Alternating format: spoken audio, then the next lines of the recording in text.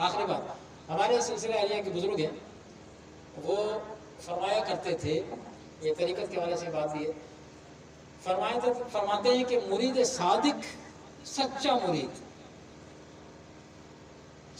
مرید کون ہوتا ہے؟ آپ تربیت کے معاملے فرماتے تھے کہ سچا مرید وہ ہے کہ اس کا اللہ کی ذات پہ یقین ایسا ہونا چاہیے۔ اب یقین کب ہوگا؟ تو خوف آئے گا نا۔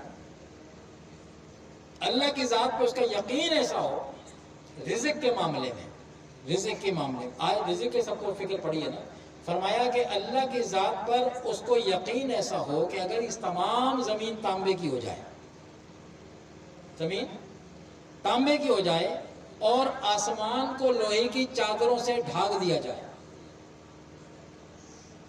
کیا مطلب اس کا؟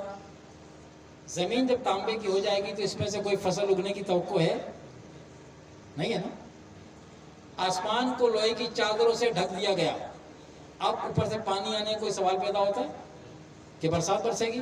نہ پانی آئے گا، نہ زمین سے سبزہ اگے گا، کوئی سوراخ نہیں بچا رزق کے آنے کا، نہ یہاں سے اوپر چڑھنے کا۔ ٹھیک؟ فرمایا اس حالت میں کہ زمین آسمان پہ دیکھے کہ زمین تانبے کی، آسمان کو لوہے کی چادروں سے ڈھانک دیا گیا، اب بھی اس کے دل میں یہ وسوسہ، یہ خیال نہیں آنا چاہیے کہ رزق کہاں سے آئے گا، یہ خیال بھی نہیں آنا چاہیے کہ رزق کہاں سے آئے گا۔ کیوں؟ کہ اگر اس کے دل میں خیال آ گیا کہ آسمان سے پانی بھی نہیں آ رہا، زمین سے سبزہ اگے گا نہیں، زمین تانبے کی ہو گئی، اب رزق کہاں سے آئے گا؟ تو اس کی نظر اسباب پر چلی گئی کہ آسمان ڈھک دیا گیا، زمین ڈھک دی گئی، اسباب پر چلی گئی اور مسبب الاسباب سے ہٹ گئی، یعنی اللہ سے نظر ہٹ کے زمین اور آسمان کی طرف چلے گی۔ رزق کس نے دینا تھا؟ اللہ نے دینا تھا نا۔ تو فرمایا سچا مرید وہ ہے جس کا رزق کے معاملے میں اللہ پہ یقین یہ ہو کہ اگر زمین آسمان کو اس حالت میں دیکھے پھر بھی اس کے دل و دماغ پہ یہ وہم، یہ خیال آنا ہی نہیں چاہیے ذرہ برابر بھی کہ اب رزق کہاں سے آئے گا۔ رزق کا وعدہ وہ کر چکا ہے، رزق میں تمہیں دوں گا۔ جب اس نے وعدہ کر لیا تو یہ دنیا ساری کی ساری بند ہو جائے۔ رزق کا وعدہ اس نے کر لیا ہے، وہ اپنے وعدے کے خلاف نہیں کرتا۔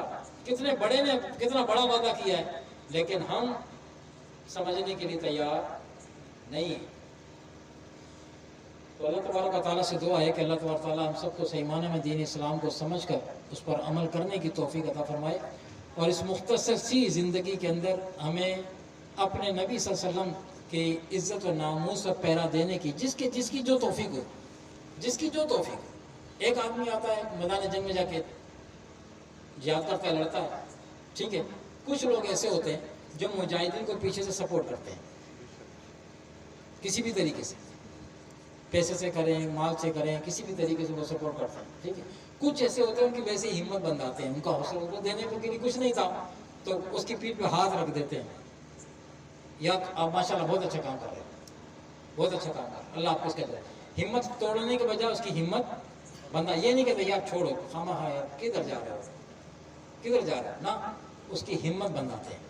تو جس سے جو کام ہو سکتا ہے اللہ دیکھ رہا ہے، کون کیا کر سکتا ہے اس کے محبوب کی عزت ناموس کے لیے اللہ جانتا ہے، ٹھیک ہے۔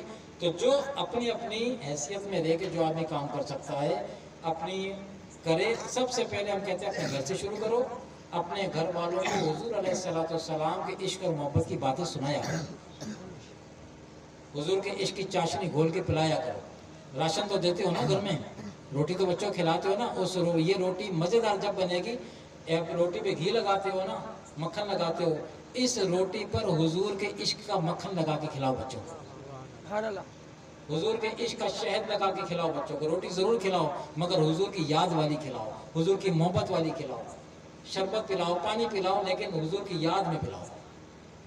ان کا ذہن بناؤ کہ تم مجاہد رسول ہو، تمہیں چوکیداری کرنی ہے، تم چوکیدار ہو، تم صرف اہم مسلمان نہیں ہو، ہر مسلمان حضور علیہ السلام کی ناموس کا چوکیدار ہے۔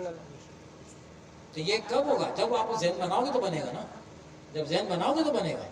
صرف کھانا کھلانے سے پیٹ بھرے گا اور سستی آئے گی۔ یہ کھانے کے ساتھ اگر آپ نے تھوڑا ڈوز بھی دے دیا تربیت کا، تعلیم کا، تو پھر پیٹ بھی بھرے گا اور جسم چست بھی رہے گا کہ محنت چوکیداری کرنی ہے۔